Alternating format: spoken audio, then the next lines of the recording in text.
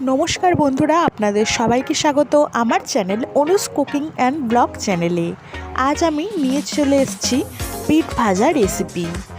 শীতকালে বিট গাজর আমরা প্রত্যেকের বাড়িতেই রান্না করি।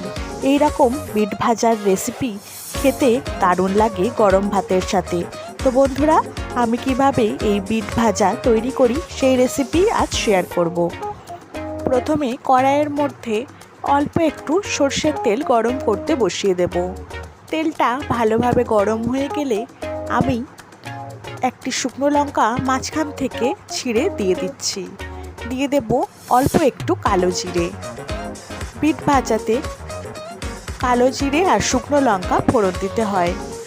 ফোড়নটা হালকা লালচে হয়ে এলেই আমি সরু সরু করে বিট কেটে ভালোভাবে ধুয়ে নিয়েছি, তেলের উপর দিয়ে দেব।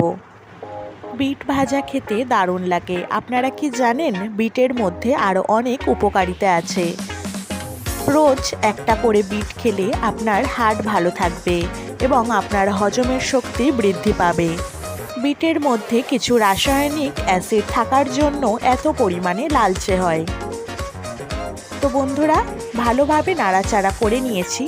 উপর থেকে দিয়ে দেব স্বাদ মতো লবণ আর অল্প একটু হলুদ গুঁড়ো।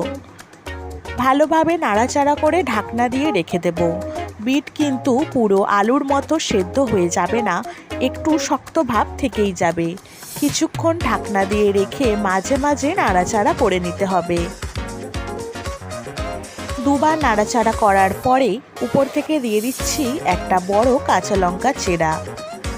আবারও ভালোভাবে নাড়াচাড়া করে আমি ঢাকনা দিয়ে রেখে দেব। তো বন্ধুরা দেখো, বিট আমার একদম ভাজা হয়ে গেছে। উপর থেকে অল্প একটু চিনি ছড়িয়ে দেব, কারণ বিট ভাজাতে একটু মিষ্টি ভাব না থাকলে ভালো লাগে না।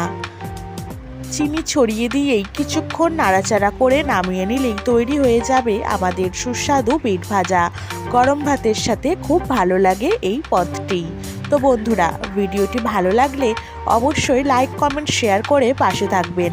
আর এখনও যদি আমার চ্যানেলটা সাবস্ক্রাইব করে না থাকেন, প্লিজ সাবস্ক্রাইব করে পাশে থাকা বেল বাটনটি বাজিয়ে দেবেন। আজ এই পর্যন্তই।